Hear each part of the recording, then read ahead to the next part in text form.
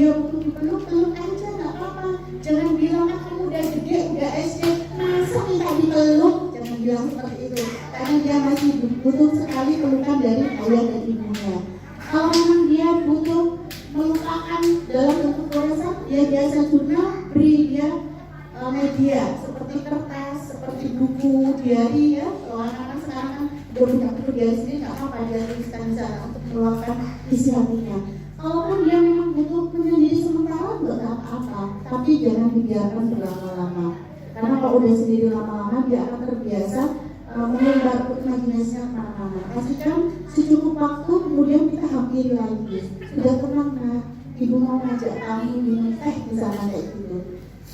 Kemudian yang kedua, dukung anak untuk mengetahui cara mana yang paling sesuai untuk dirinya sendiri. Jadi Bu Ai udah mengatakan bahwa anak-anak tidak dibiasakan kamu harus pakai cara ini, enggak. Tapi cara mana yang kamu bisa, silakan dicoba. Cara mana yang membuatmu kamu mudah melakukan, silakan coba. Karena dalam kenyataannya, kalau kita menyelesaikan masalah, caranya cuma satu atau banyak? Banyak ya, banyak alternatif ya. Kayak misalkan kita berangkat dari rumah ke sekolah, bisa lewat jalan A, bisa lewat jalan B, bisa lewat jalan C, ya, nggak apa-apa. Beri kesempatan anak untuk berpetualang seperti itu. Suatu ketika nanti dia akan cakap memutuskan masalah. Oh, ternyata yang paling mudah, yang paling cepat yang ini. Oh, ternyata jalan yang itu sulit banget, lama. Nanti kalau aku kerjakan soal nggak selesai-selesai. Nah, dia akan belajar di sana. Tapi beda lagi kalau kita bilang jangan pakai cara itu ya nak, pakai cara ini aja ya. Dia nggak akan berusaha mencoba dan dia akan tidak percaya dengan kita.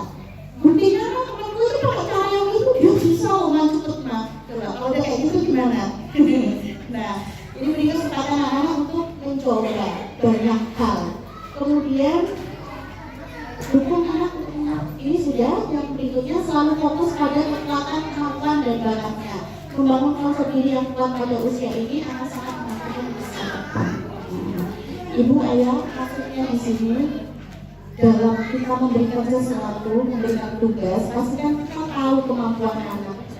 Kalau anak kita belum mampu, kamu sadar kemarin itu dipraktekin kamu harusnya mampu ini loh. Kamu kasih ini.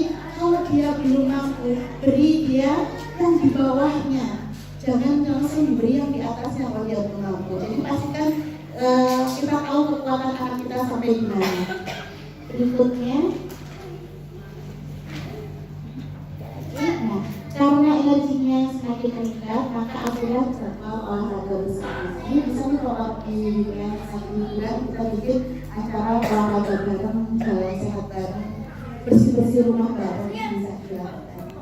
Kemudian bisa diajak berkomitmen terhadap jadwal harian.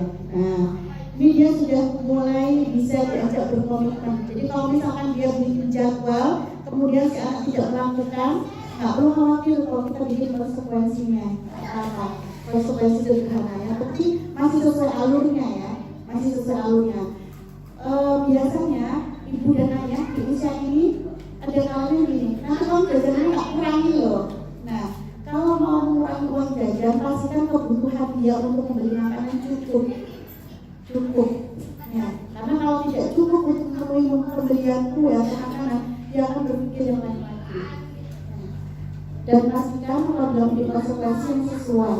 Contohnya, kalau anak menggunakan kaos kaki, apa yang dilakukan? Kalau sesuai, konsekuensi apa? Beli sendiri nak, aku nggak cukup mah, gimana? Ya, jadi artinya kalau konsekuensinya kaos kaki hilang, apa yang bisa kamu lakukan supaya kamu bisa dapat kaos kaki lagi? Kalau dia punya ide, aku mau nabung boleh. Kalau dia punya ide uang jajan yang pekan ini tak belikan aja boleh. Jadi sesuai, bukan hal yang lain lagi karena itu tidak ada hubungannya. Kayak misalkan gini, kondisinya misalkan kotor, apa yang konsekuensi yang dilakukan? Membersihkan, mencuci sendiri. Walaupun nanti kita harus memastikan bahwa kijangnya harus dibersihkan lagi ya, tapi paling tidak kita melatih anak kita untuk berkonsekuensi. Kemudian jangan terlalu padat karena masih membutuhkan waktu dalam mengembangkan imajinasinya. Kalau kita mau bikin jadwal terhadap anak usia 6 tahun dan 7 tahun jangan terlalu padat, karena imajinasinya dunianya masih penuh dan dia masih butuh waktu untuk mengembangkan imajinasinya sendiri, sehingga jadwalnya jangan terlalu padat.